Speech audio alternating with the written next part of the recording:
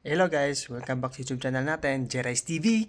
For today's video guys is workshop update tayo guys, yung mga gawa namin dito, yung weekly update natin. So dito tayo guys sa ating shop. Ayan, ito yung bahay natin guys, ito yung shop natin. So update natin ngayon sa trabaho natin ngayon is yun. Paglalagyan namin ng mga glass at paglalagyan namin ng double glazing sa double glass para sa structure. So tara guys, pakita namin sa inyo guys. Tara, let's go. So, ayan nila guys, dito yung room namin o yung house namin, accommodation dito. Ayan, so kalalaba ko lang kasi Friday ngayon.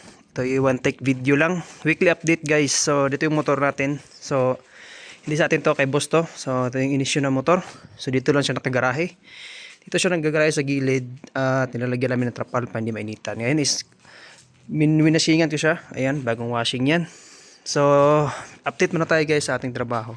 So, dito guys is yun. Itong mga nandito is mga glass to siya o salamin.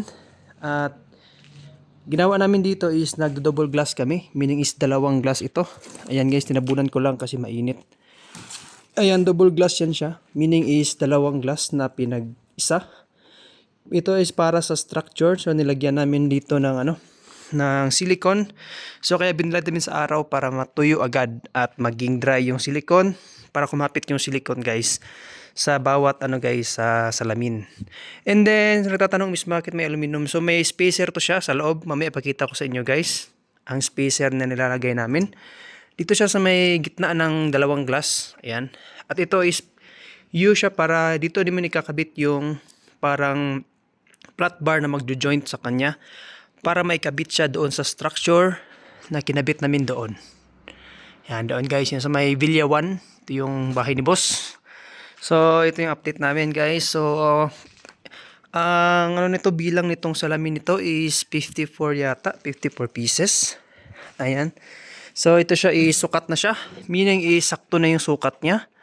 At sana maging sakto yung sukat niya guys kasi yung salamin ito guys is tempered. So dito tayo guys, yung ginamit namin na silicone guys, oh, ayan. Ito is Germany to siya. Ayan, made in Germany. GP. Silicone sealant siya, all purpose, meaning is acetic cure siya. Ayan, na silicone almost dalawang karton, almost 3 karton yung nagamit namin dito.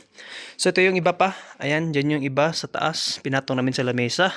At nilagyan namin ng aluminum. Ayan, aluminum yan siya sa pagitan niya para medyo umangat siya guys. Ayun guys, may aluminum yan siya sa loob para umangat siya, hindi siya magdikit-dikit kasi yung silicone is didikit siya pag nagdikit sila, meaning is mahirap siya tanggalin. Ang silicone pala dito guys is matagal matuyo. Ito guys is almost 2 days na, magti 3 days na. Yan, tingnan nyo guys, oh, yan, malambot pa sa loob. Yan, ayan guys, oh, yan, yan. Yan yung texture niya, medyo malambot pa siya sa loob. Medyo basa pa siya sa loob guys. So kailangan talaga ng maraming time or panahon para mag-cure siya at ma-dry. Para maging safety din and kumapit yung salamin dito kumapit yung silicone sa salamin. So dito yung iba guys. Ayan. Ito yung sa mga lalaking sa malalaking structure. Dalawang structure yun. Malaki at saka maliit. At yung specs ng glass is yan. Bronze siya. Meaning is reflected bronze. Sa loob yung reflectorized or yung niya guys, yung parang makintab niya. Ito guys, oh, ito yung mirrorized. Yan. Ganito din siya, kaso sa loob siya. And then ang kulay ng glass is sa labas is bronze or brown. Yan. And then sa loob is clear. Ayan guys, oh. Ito clear yan siya. Ayan. So kita yung spacer guys. Ayan. Ito yung spacer na nilalagay namin. Usually makikita nyo yan sa yung mga pintuan ng mga ref. Yan yung kinakabit namin or nila. At nilalagyan nila ng double tape dito. Yan, nilalagyan namin yan ng double tape guys. And then, sa baba, tsaka taas at baba ng spacer para magkadikit yung yung glass. And then nilalagyan namin ng silicone dito sa gilid. At ito na yung mismong aluminum niya. So, pumapatong siya dito sa may spacer mismo. Hindi siya sa mismong glass. So, alalay lang yung aluminum note para kumapit yung silicone. So dito sa loob guys, dito yung isang motor natin na Gixxer, ayan. At dito yung mga darfa natin sa sliding. So ang iba nakabitan namin ng glass, ang iba ay wala pa. Priority muna namin yung mga structure. And dito na room is yun, dito yung mga glass para sa window. Ayan, ito sa kitchen to siya. Double glass pa rin siya guys.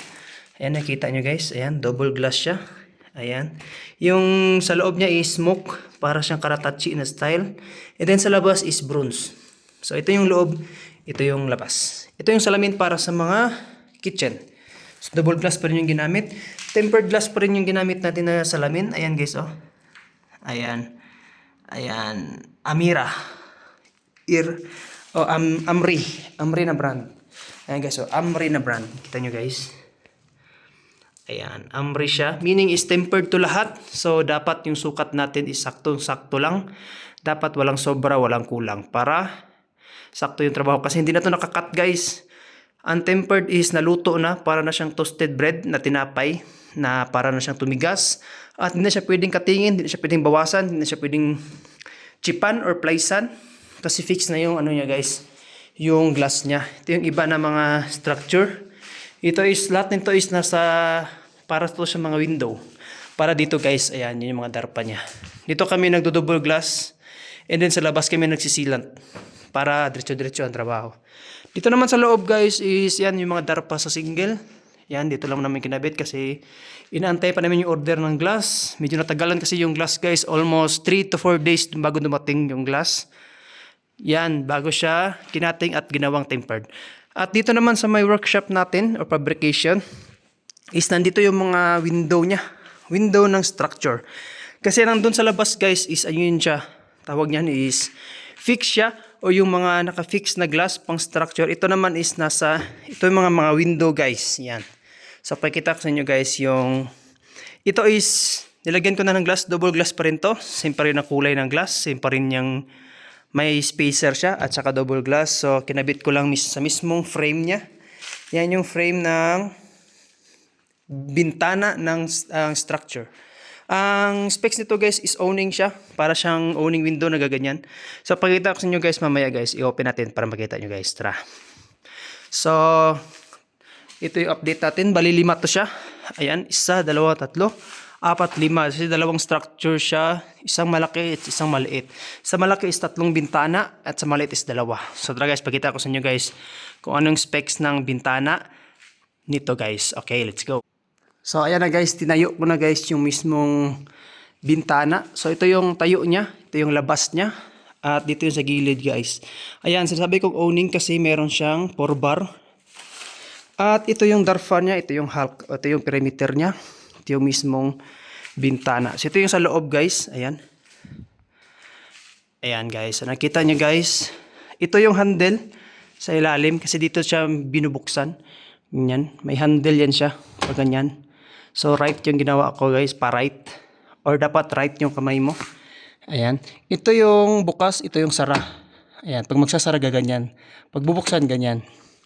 So tinayo ko lang muna guys para makita nyo guys. Sa loob nito is clear. Ayan, ito yung ano niya. Hinges niya, back to back. Hinges left, right, tsaka left. So, ayan siya guys. So, ganyan yung formada niya. Ayan, klaro ba?